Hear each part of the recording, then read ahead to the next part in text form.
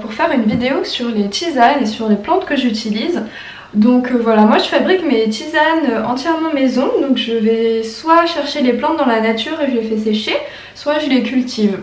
Donc là j'avais envie de vous montrer un petit peu voilà, comment est-ce que je les cueille, les propriétés de chaque plante, comment est-ce que je les fais sécher, etc. Et maintenant on va voir comment est-ce que je fais les tisanes. Donc je vous ai ramené quelques petites plantes là, quelques petites merveilles que j'adore. Donc on va commencer par l'ortie, l'ortie qui ressemble à ça en plante séchée.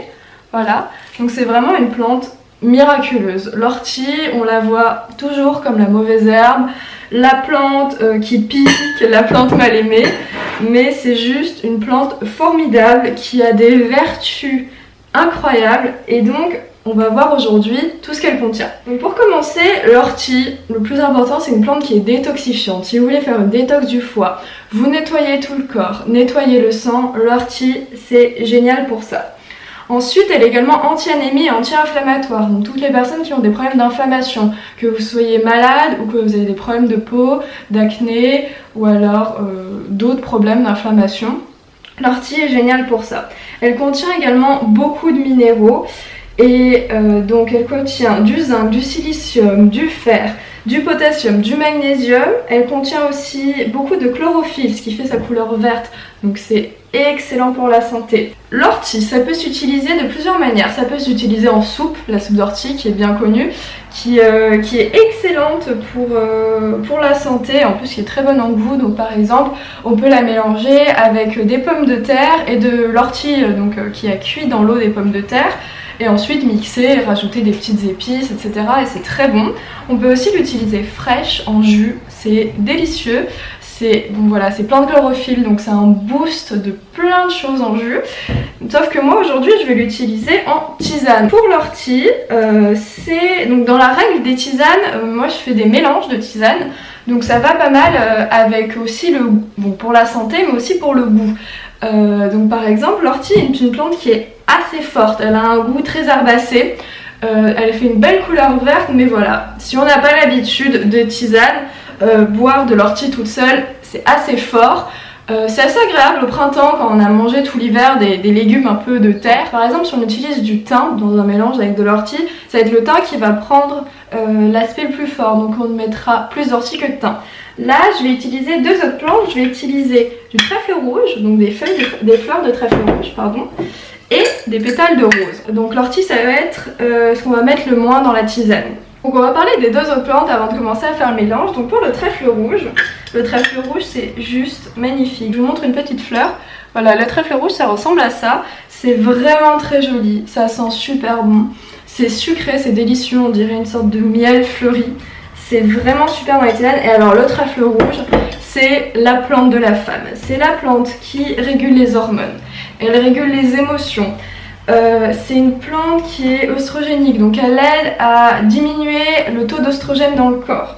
C'est également une plante qui favorise la fertilité si vous avez envie de tomber enceinte, mais c'est aussi une plante qui est excellente pour la ménopause. C'est également des plantes qui sont excellentes avec l'ortie si on a un déséquilibre acidio-basique, voilà, qu'on a un trop grand taux d'acidité dans le corps. Donc l'ortie et le trèfle c'est juste excellent pour ça, ça régule totalement l'acidité dans le corps. En gros le trèfle, ce qu'il y a à retenir, c'est la plante de la femme, c'est la plante qui est géniale pour nettoyer le corps, pour s'apaiser, pour rééquilibrer les hormones, pour tout ça. C'est une plante magnifique et en plus elle a un goût juste délicieux.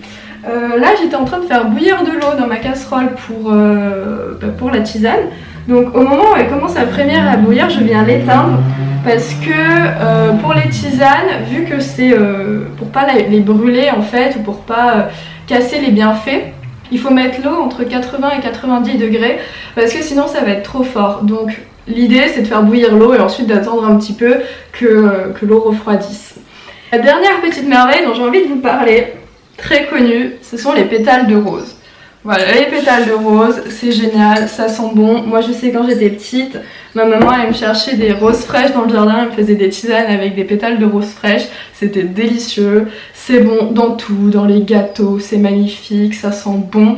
Alors, la rose, ça aide pour traiter la diarrhée, ça aide également pour détoxifier. Contre les infections respiratoires, c'est génial. Les infections pulmonaires, si vous avez de l'asthme, la rose ça peut également aider.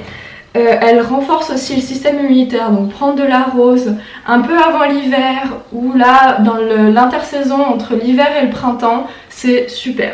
Elle contient aussi beaucoup de vitamine C et d'antioxydants et elle a un effet tonique et revitalisant sur la peau, le corps. Donc voilà, elle est connue pour ses infusions. Également, il y a des sirops contre les problèmes de ventre. Je vous ferai peut-être une recette. Mais là, ici, on va l'utiliser donc en mélange avec le reste des tisanes. Donc là, mon eau est en train de refroidir et on va venir voir tout ça. On vient mettre un bon petit tas de feuilles d'ortie, comme ça. Ensuite, on vient mettre quasiment le double de fleurs de trèfle. Ensuite, je pense que je vais mettre 2 bonnes poignées de rose.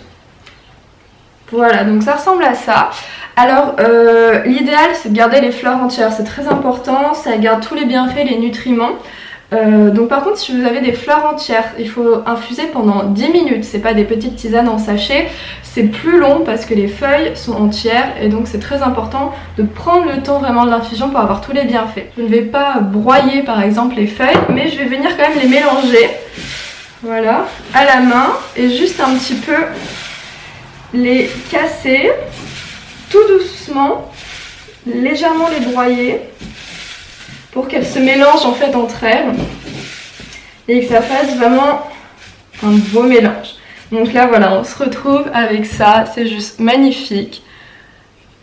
Ça sent super bon. J'ai mon eau qui est chaude mais pas trop, qui est à peu près à 80 degrés. Et donc je vais mettre un petit peu de mon mélange. Et je vais venir ajouter donc l'eau par-dessus.